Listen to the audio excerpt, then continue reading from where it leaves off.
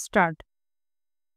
हल्लीच्या धकाधकीच्या काळात प्रत्येक तरुण व्यक्तीला आपल्या व्यवसायाची विशेष काळजीपूर्वक निवड करणे जरुरीचे आणि जास्त महत्त्वाचे झालेले आहे.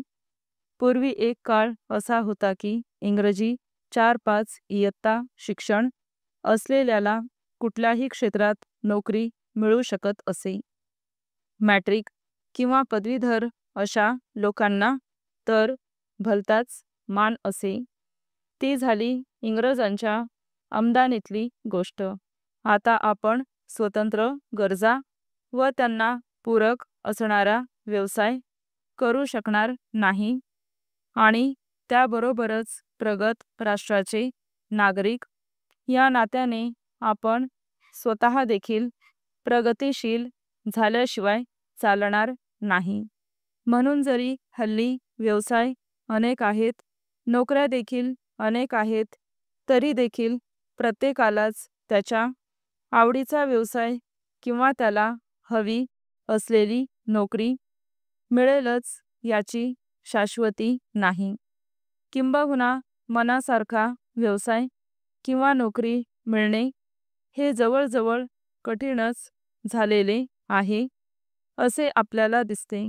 म्हणून साधारण माणसाला आपली कुवत ओळखून आणि वेळ पडली तर जास्तीत जास्त मेहनत करून शालेय शिक्षणात लक्ष घालून मॅट्रिक पास होताना जास्तीत जास्त गुण आपल्याला कसे मिळविता येतील याकडे लक्ष देणे आणि तसेच पालकांनी आपल्या मुलांच्या प्रशिक्षणाकडे लक्ष देणे अतिशय जरुरीचे झालेले आहे.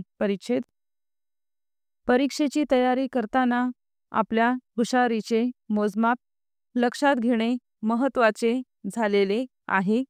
मग ती परीक्षा कोणतीही असो, मॅट्रिक असो, पदवी परीक्षा असो अथवा कोणतीही स्पर्धा परीक्षा असो, तीत मिळणाऱ्या गुणांची टक्केवारी हीच विद्यार्थ्यांच्या बुद्धिमत्तेचे माप ठरत असते.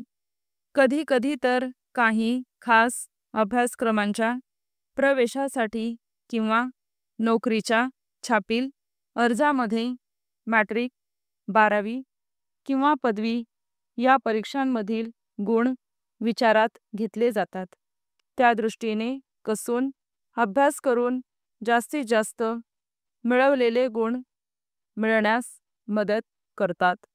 या सर्व गोष्टींचा विचार करता आपण आपली आवड, आपला कल आणि आपल्या बुद्धीची झेप किंवा कुवत यांना योग्य असे नोकरीचे क्षेत्र निवडले तरच नोकरीत किंवा व्यवसायात आपल्याला रस वाटेल, खुबी वाटेल आणि आपले ऐक्य बघताना मनाला एक प्रकारचा आनंद वाटेल.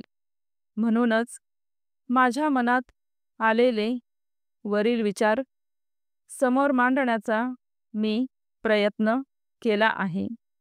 तरुण व्यक्तींनी जर या गोष्टीचा विचार केला तर त्यातून खचितच मार्ग सापडेल अशी मला आशा वाटते.